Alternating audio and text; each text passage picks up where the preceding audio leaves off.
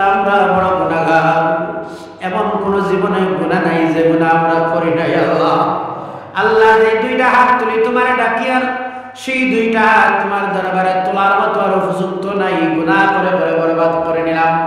যে জবান দিয়ে তোমারে ডাকতেছি আল্লাহ, সেই জবানটা অপবিত্র করে নিলাম। গুনাহ করে করে রব্বুল আলামিন তোমার দরবারে ভিক্ষা চাই।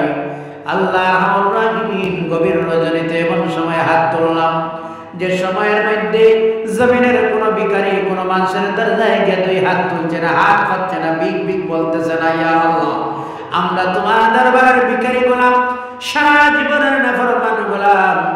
আল্লাহ শেষ রজনীতে তোমার দরবারে ভিক্ষার হাত তুললাম।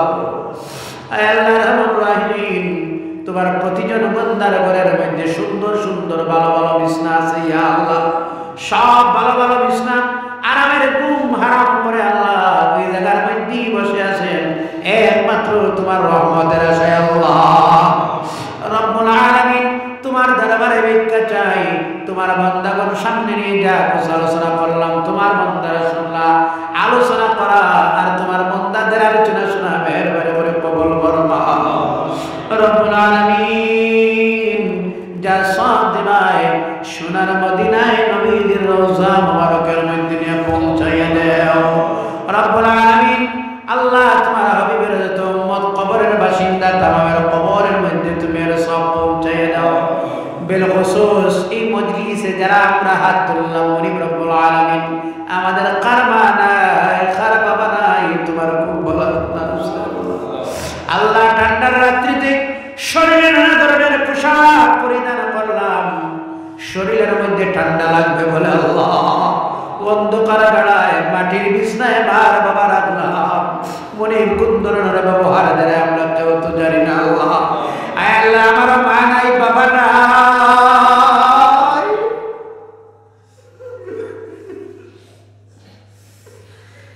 আয় আল্লাহ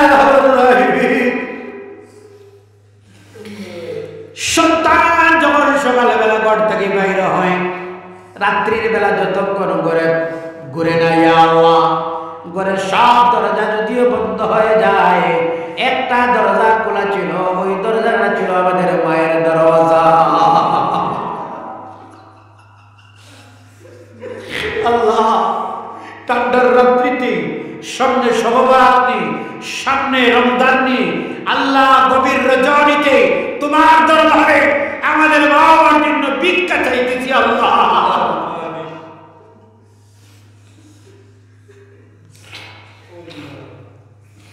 রব্বুল আলামিন, আল্লাহ আমাদের মা আর বাবা দুজনের জীবনের গুনাহ তুমি মাফ করে দাও। আল্লাহ আল্লাহ অনেকের মা অনেকের বাবা মানুষের ঘরে কাজ কাম করতে, আল্লাহ সারাটা বছর কাজ কাম করার পরে